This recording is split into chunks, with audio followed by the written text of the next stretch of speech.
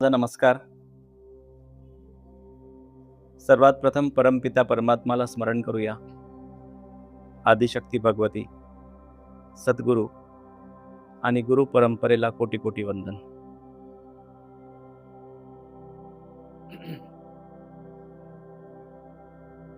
आजच्या एपिसोडमध्ये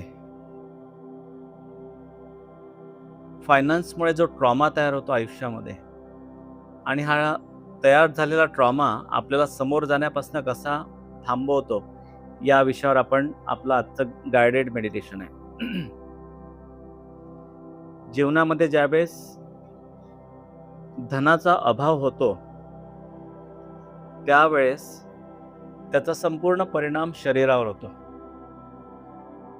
मनावर होतो आणि परिस्थितीवर होतो. आणि हा झालेला जो परिणाम आहे याचं कन्व्हर्जन होतं ट्रॉमामध्ये.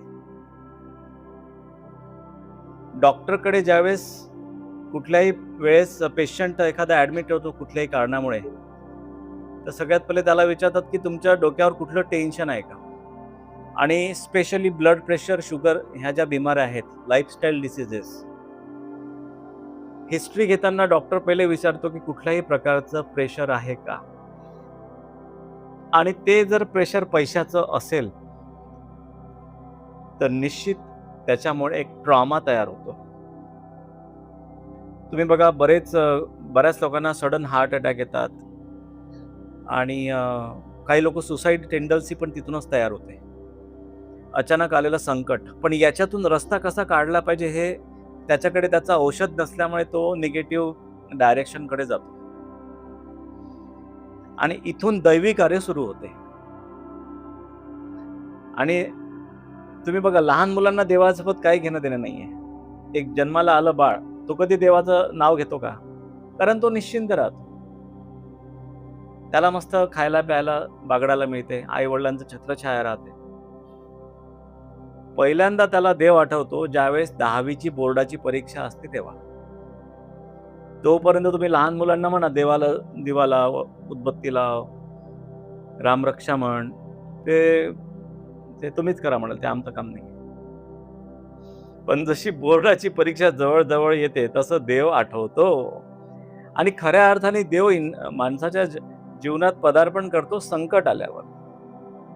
10वी ही त्या माणसाच्या जीवनातली एक पहिली स्टेज होते. तिथे तो कोणतं मंदिर आहे, कोणतं देव आहे आपला, तिथे सगळे घरात चर्चा चालू होऊन जाते. अरे बाबा, असं करावं लागते, तसं करावं लागते. हे सगळे विषय तिथून चालू होते. आता मुद्दा हा येतो की समृद्धीमध्ये कुठल्या कुठल्या अशा गोष्टी आहेत ज्याच्यामुळे माणसाची समृद्धी ब्लॉक होते आणि त्याच्या जीवनात फायनान्स कमी येतो. आता बघा, तुम्हाला समजा स्किन मध्ये जर प्रॉब्लेम असेल तर आपण कोणाकडे जाणार? स्किनचा एखादा डिसीज झाला तर आपण आपल्या शहरामध्ये कोणाकडे जाणार? स्किन डिसीज वाल्याकडे. की एखाद्या BAMS कडे जाणार, आयुर्वेदाकडे जाणार, की शहरातल्या सगळ्यात बेस्ट स्किन सर्जन कडे जाणार, जो MBBS MD in skin VD मध्ये जो स्पेशलिस्ट आहे त्याच्याकडे जाणार, डर्मॅटॉलॉजिस्ट कडे जाणार. तर याचा अर्थ असा आहे की तुम्ही तुमच्या आयुष्यामध्ये स्पेशलिस्ट जोपर्यंत बनणार नाही तोपर्यंत समृद्धी तुमच्याकडे येणार नाही. हा एक सरळ साधा नियम आहे. आता माझा एक मित्र आहे, त्यांनी रिसर्च असा केला की एका गर्भवती आईने 6व्या महिन्यात कोणता डाएट खायला पाहिजे, त्याचा रिसर्च फक्त तेवढाच आहे. आणि अख्ख्या जगातून त्याच्याकडे लोक येतात आज की 6व्या महिन्याचा डाएट तो देतो. त्यांनी पूर्ण 9 महिन्याचा डाएट डिझाईन नाही केला. म्हणजे हे जे युग आहे ना, हे स्पेशलिस्ट लोकांचं युग आहे आणि समृद्धी जी आहे ना ती स्पेशलिस्ट मध्ये दडलेली आहे. काही लोक म्हणतात मी हे पण काम करतो, ते पण करतो, ते पण करतो, त्याच्यामुळे ती समृद्धी त्याच्याकडे तो साधारण व्यक्ती बनून राहतो. आम्ही ज्यावेळेस स्पर्धेमध्ये स्कूल काढली तर मी म्हटलं प्री प्रायमरीमध्ये स्पेशलिस्ट व्हायचं आहे आम्हाला. 3 ते 6 वयोगटामधल्या मुलांना शिकवायचं आहे आम्हाला. तर आमच्या शहरातले सगळे चांगले लोक आमच्याकडे आले, कारण ब्रेन डेव्हलप होण्याचं तेच वय आहे ना. आम्ही स्वतःला त्याच्यामधलं स्पेशलायझेशन मध्ये आम्ही पूर्ण शिक्षण घेतलं. मग हळूहळू दरवर्षी एक वर्ग समोर गेलो.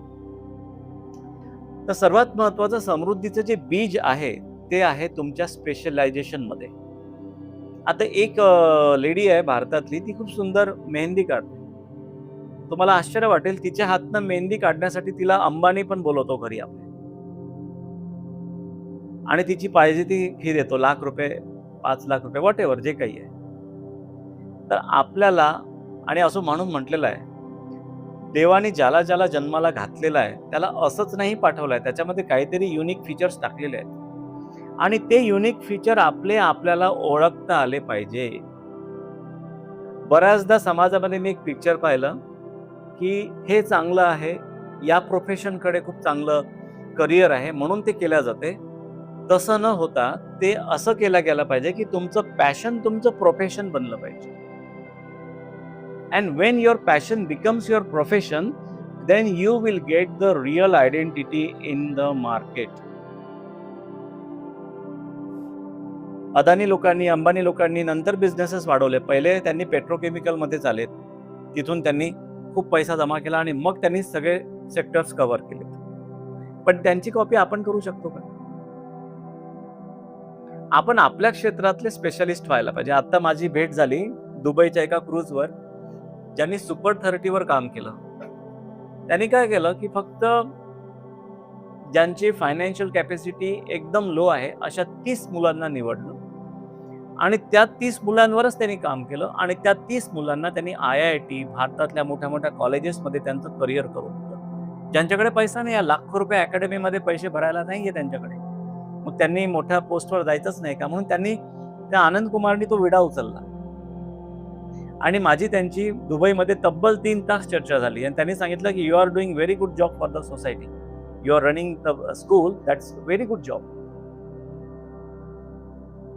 आणि नंतर त्यांना कॅम्ब्रिज, ऑक्सफर्ड, जगातल्या सगळ्या विद्यापीठांनी त्यांना मानद डॉक्टरेट दिली.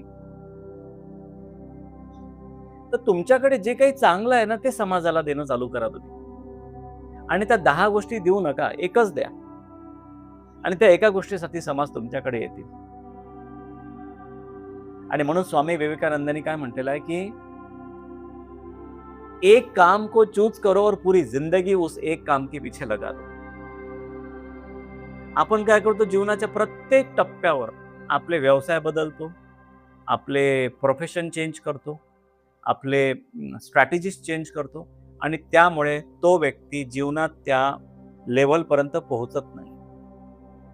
नागपूरला एक मी डॉक्टर पाहिला होता, त्यांनी इतकं मोठं हॉस्पिटल उभं केलं. खूप छोटा व्यक्ती होता तो एका काळात, आसपासच्या 50 वर्ष आधी, पण आज वयाच्या 75 मध्ये त्यांनी जे हॉस्पिटल उभं केलं, त्यांनी त्यांच्या मुलाला पण डॉक्टर केलं, त्याच डोमेनमध्ये, ज्या डोमेनमध्ये ते डॉक्टर होते. आणि तुम्ही नाव ऐकलं असेल मेडास हॉस्पिटल, ते माझे क्लायंट पण आहेत.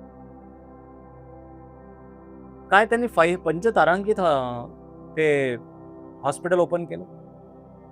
तर त्यांची ती 50 वर्षाची तपश्चर्या आहे, जी त्यांच्या 75 मध्ये ते स्वप्न त्यांचं पूर्ण झालं. म्हणजे एक आयुष्य, आणि त्या एका आयुष्यामध्ये पूर्ण आयुष्य एका व्हिजनकडे जो व्यक्ती लावतो, समाज त्याच्या अपॉइंटमेंट घ्यायसाठी मागे जातो. जो व्यक्ती 10 कामं करतो तो व्यक्ती कधीही युनिक राहूच शकत नाही. आणि म्हणून मी बिल गेट्सचं एक कोट आज इथे तुम्हाला सांगू इच्छितो. काय म्हणतो बिल गेट की I don't do 10 works, I only choose 1 and focus on that. आणि असं म्हणतात की बिल गेट्सकडे पृथ्वीपासून तर चंद्रापर्यंत जायला जर त्याच्या प्रत्येक स्टेप्सवर $1 ठेवला तरी ते डॉलर संपणार नाही, इतकी संपत्ती आहे त्या माणसाकडे आज. Only he choose 1 profession, and पूर्ण आयुष्य त्यांनी त्या एका प्रोफेशनवर लावलं, आणि आज तो फक्त चॅरिटी करतो. तो जगात फक्त चॅरिटीसाठी फिरतो. त्याच्यामुळे फोकस हा एकच असायला पाहिजे. आणि म्हणून हा फोकस जर वयाच्या 10व्या वर्षी जर त्याला जीवनाचं स्वप्न जर मिळालं, जसं सचिन तेंडुलकरच्या बहिणीने वयाच्या 8व्या वर्षी त्याला बॅट दिली, आणि वयाच्या 35 मध्ये त्याला भारतरत्न मिळालं. आणि इथे खरं पॅरेंटिंगचा रोल येतो. आपल्या सिलेबसमध्ये अशा गोष्टी शिकवल्या नाही जात. काल माझी एक स्टुडंट आली 20 वर्षानंतर, आणि ती इतकी बागडत होती, सर माझ्या जीवनातले सगळे स्वप्न पूर्ण झाले म्हणे. तुम्ही मला 20 वर्षाआधी जे गोल सेटिंग शिकवलं होतं आणि आज माझ्या आयुष्यात प्रश्न पडला म्हणे की आता माझ्या आयुष्यात काहीच नाही राहिलं जे प्राप्त करायचं आहे, सगळंच झालंय म्हणे माझं. मग आता पुढचं गोल सेट काय करायचं, त्याच्यासाठी मला तुमचं काउन्सिलिंग पाहिजे. ती आजच्या सेशनला येणार होती, माहित नाही आली की नाही. मग तिला सांगितलं की एक अजून गोल असतो ज्याला म्हणतात बिग हॅरी ऑडिशियस गोल, भाग गोल्स म्हणतात त्याला, बिग हॅरी ऑडिशियस गोल. मग एक असं स्वप्न तयार करायचं असते ज्या स्वप्नाकडे तुमचं पूर्ण आयुष्य लागायला पाहिजे. पण ह्या गोष्टी कुठे शिकवल्या जात नाही, आणि ह्या गोष्टी शिकवल्या जातात एका मेंटरकडे. मेंटर सांगतो की what is the definition of focus. The definition of focus is to deny 10 things and just focus on one. That is the real definition of focus. Modiji ज्यावेळेस भारताचे 2014ला पहिल्यांदा पंतप्रधान बनले, मोदीजींनी काय करावं, पीएमचा पदभार घेण्याच्या आधी 1 महिना ते अमेरिकेत गेले. हा त्यांचा, मी ज्यावेळेस पुस्तक वाचलं त्यावेळेस मला त्याच्या आधीच माहीत झालं होतं, पुस्तकात पण लिहिलं त्यांनी. तो याच्यासाठी त्यांनी कोर्स केला की त्यांना फक्त अनुभव होता चीफ मिनिस्टर पदाचा, पण एक पंतप्रधान पदावर बसल्यानंतर माणसाने कसं काम करायला पाहिजे आणि कोणतं काम नाही करायला पाहिजे याचं ट्रेनिंग घ्यायला ते गेले. बघा, लीडरचा सर्वात मोठा रोल काय असतो माहिती आहे का, मी कोणतं काम करेल आणि कोणते काम करणार नाही, कोणते काम करणार नाही त्याची लिस्ट बनायला पाहिजे. आय विल फोकस ऑन दिस. तेव्हा त्याच्या जीवनात त्याच्या जंक ऍक्टिव्हिटीज, म्हणजे मी इन शॉर्ट म्हणेल की प्रॉस्पेरिटीला जो मोठा ब्लॉक तयार होतो ना, why, because we are loaded with lot of junk activities. आपण सगळंच करतो आणि हे सगळं करण्यामध्ये आपली बस मिस होऊन जाते. ज्या एका गोष्टीमुळे धनाची पेटी, धनाचा दरवाजा, समृद्धीचा मार्ग जो खुलणार होता, तो आपला वेळ पूर्ण जंक ऍक्टिव्हिटीज मध्ये गेला आणि त्याच्यामुळे आपल्या घरात समृद्धी आली नाही. याचं आपलं सूक्ष्म अवलोकन व्हायला पाहिजे, एकदम मायक्रो, की मी माझा आजचा दिवस कसा घालवला. इलॉन मस्कच्या टेबलवर एक घड्याळ आहे, स्टॉप वॉच सारखी, म्हणजे त्याच्यामध्ये आपण ते सँड भरून ठेवतात आणि त्याचा त्यांनी टायमिंग सेट करून ठेवला 1 मिनिट. ज्यावेळेस तो मीटिंग करायला सुरुवात करतो, ती सँडची बॉटल ती उलटी करून ठेवतो आणि 1 मिनिट झाल्याबरोबर त्याला म्हणतो की your time is finish and I have next my goal. आत्ता मी एका व्यक्तीकडे काउन्सिलिंगला, एका व्यक्तीने मला बोलवलं की या म्हणे दादा तुमचं काउन्सिलिंग पाहिजे, घरामध्ये तो खूप व्यक्ती त्रास देत आहे. मी म्हटलं माझा तर क्लासचा वेळ आहे, 8 वाजताचा फोन आला त्यांचा मला. म्हटलं तरी जाऊया आपण. काउन्सिलिंगला गेलो, बसलो. आता काउन्सिलिंग मध्ये बसल्यानंतर ते 5-5 मिनिटांनी म्हणायचे की यांना बोलू दे, यांना बोलू दे, ते बोलायलाच तयार नाही. आणि मी तिथे तब्बल 20 मिनिटं बसलो आणि परत चाललो, एकही शब्द न बोलता. कारण लोकांना ऐकूनच घ्यायचं नाहीये, लोकांना फक्त आपलं ब्लाबला बोलायचं. आणि म्हणून कालच्या आपल्या एपिसोडमध्ये मी सांगितलं की ज्यांना ऐकून घेण्याचा प्रॉब्लेम राहतो, नंतर त्यांना कानाची बिमारी तयार होते, त्यांना म्हातारपणात ऐकूच येत नाही मग काही, कारण आयुष्यभर त्यांनी कधी ऐकून घेतलंच नाही कोणाचं. आणि म्हणून युनिव्हर्सचा एक लॉ आहे, तो लॉ मला आज आपल्याला सांगायचा आहे. आणि हा लॉ तुम्ही बघा, तुमचं आयुष्य तर मिडल ऑफ द एज आहात तुम्ही म्हणाल सर आता मी काय करू, मग गोल सेटिंग करू शकते का आता? येस, उमाताई पण गोल सेटिंग करू शकतात या वयात. एक ॲथलेट होती, तिने वयाच्या 70 मध्ये ठरवलं की मला रनिंग करायची, आणि तिने 70 मध्ये रनिंग करून 5 वर्ष ती धावली. ती goal can be set at any moment of time.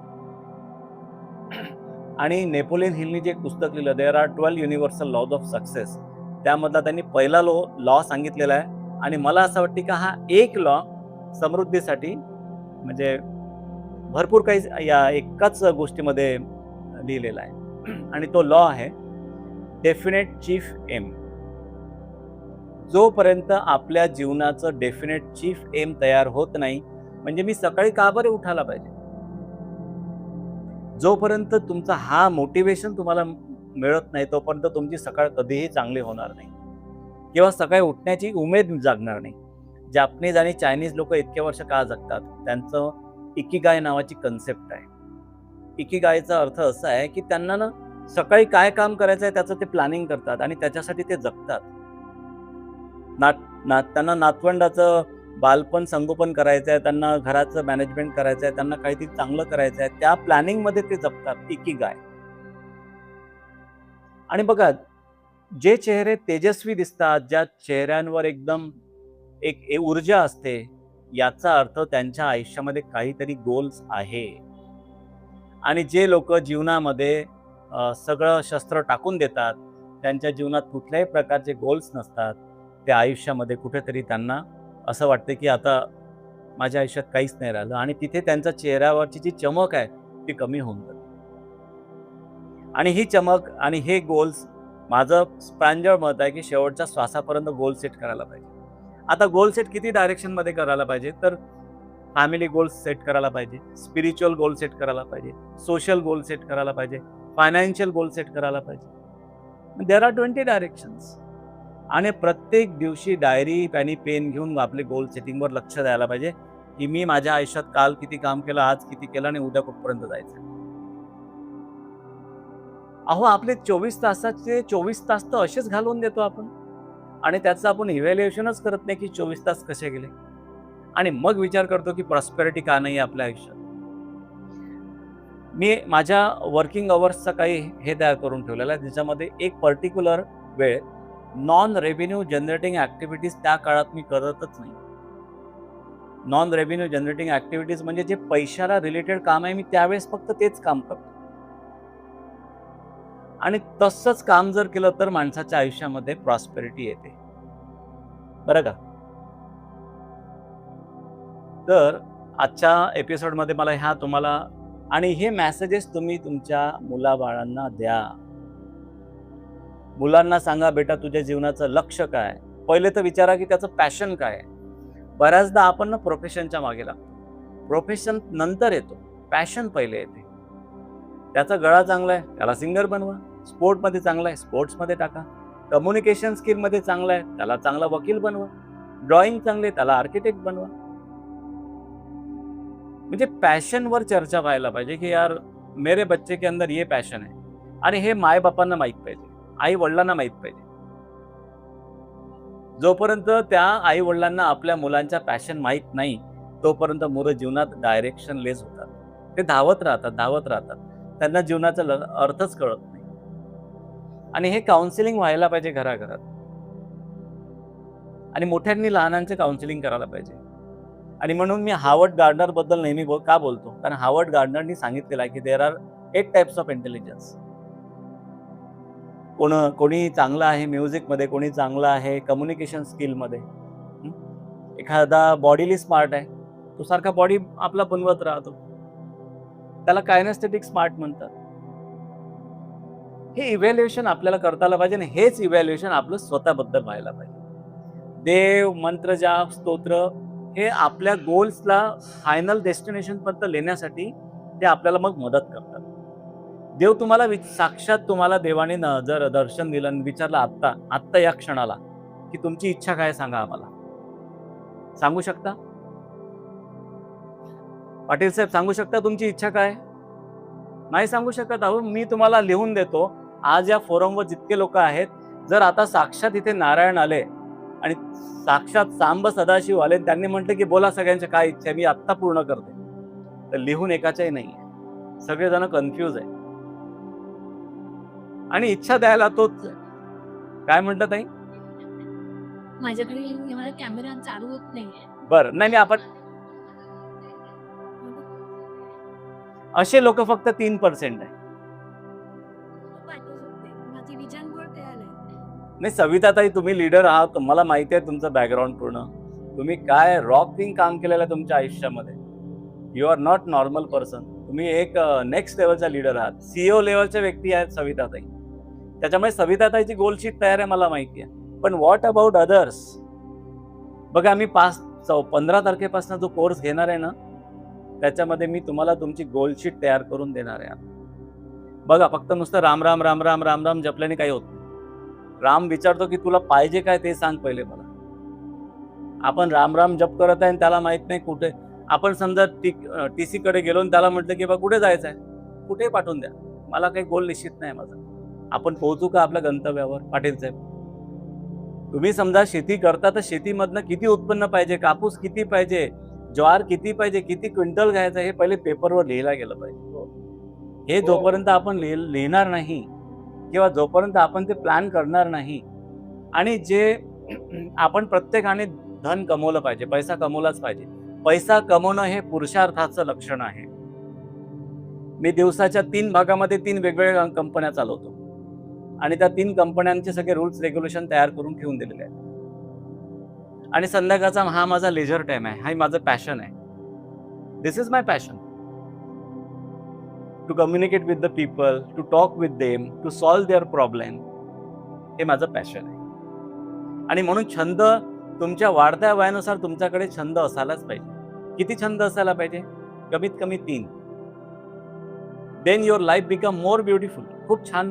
कारण छंद जोपासल्यानंतर माणसाला आनंद होत असतो, आनंदाच्या अशा लाटा वाहतात. बरोबर. आजचं माझं हे जे बोलणं आहे हे समृद्धीलाच अनुसरून आहे. म्हणून तुमची एक डायरी असायलाच पाहिजे, गोल शीटची. सविताताईंचं आपण मार्गदर्शन घेऊ सगळ्यात शेवटी. डायरी असायलाच पाहिजे. तुम्ही कोणताही वयोगट असेल तरी चालेल. उमाताई वयाच्या 70 मध्ये आहे, त्यांची डायरी असायला पाहिजे की माझा आता 71 मध्ये मी काय करणार.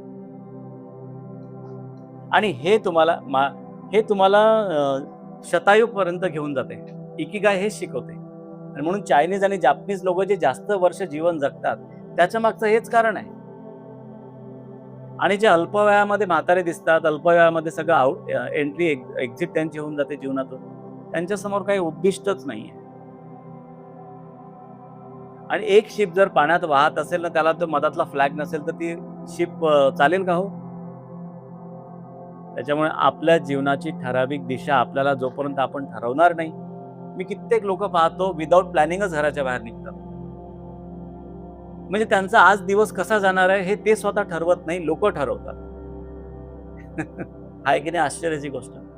मग समृद्धी कशी येईल तुम्ही मला सांगा. अरे मी घरातून निघील, या ठिकाणी जाईल, या ऑफिसमध्ये काम करील, तिथून माझं एवढे पैशाचं प्लॅनिंग आहे, तिथून त्या ठिकाणी जाईल, तिथे माझं हे प्लॅनिंग आहे. आणि याच्या मधात जर कोणी राम्या गोम्या तिम्या मला भेटला, त्याला मी काय म्हणेन? हा माझा बिझनेसचा वेळ आहे, या वेळात माझ्यासोबत बोलू नका. मी फक्त रोकडा इंडिया आंदोलन करता यावेळेस. सिर्फ पैसों की भाषा बोलो इस वक्त, बाकी कोई भाषा मत बोलो. आपण सकाळ जो प्राईम टाइम आहे, प्राईम टाइम म्हणजे समाजसेवा करतात लोक. अहो देवाने प्राईम टाइम दिमाला धन कमवण्यासाठी. तो धनाचा वेळ तुम्ही कशाला समाजसेवामध्ये लागले? आणि जे समाजसेवावाले लोक तुमच्याकडे येतात ना, त्यांना सांगा की संडेच्याच दिवशी मी समाजसेवा करतो. माझं हे प्रिन्सिपल गेल्या 25 वर्षापासून आहे. मी समाजसेवा करेल पण संडेला. ते माझे 3 तास ठरवून दिलेले आहेत, बाकीचा वेळ फॅमिलीला. जोपर्यंत आपण अशा प्रकारचं प्लॅनिंग करणार नाही, समृद्धी आपल्यापासून कोसो दूर राहील. आणि फायनान्शियल जो ट्रॉमा येतो तो दुसऱ्या तिसऱ्या कोणामुळे येत नाही. तो फायनान्शियल ट्रॉमा येतो आपल्या स्वतःमुळे. ठीक आहे. तर आजच्या या विषयावर, फायनान्शियल ट्रॉमा या विषयावर आपण गायडेड मेडिटेशन करणार आहोत. आय होप की आजचं या प्रकारचं जे माझं बोलणं आहे तुम्हाला काही लोकांना खटकलं असेल, पण मला ते बोलणं गरजेचं वाटलं. ठीक आहे. नाव I request all of you to sit in a meditation.